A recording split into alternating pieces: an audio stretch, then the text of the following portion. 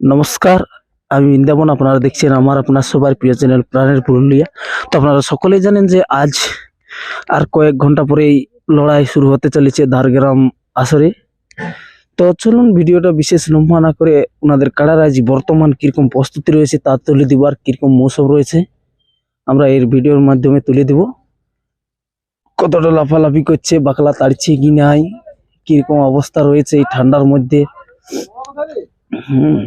তো দেখুন ওনার কাড়ার বর্তমান মুভমেন্ট প্রস্তুতি কিরকম রয়েছে।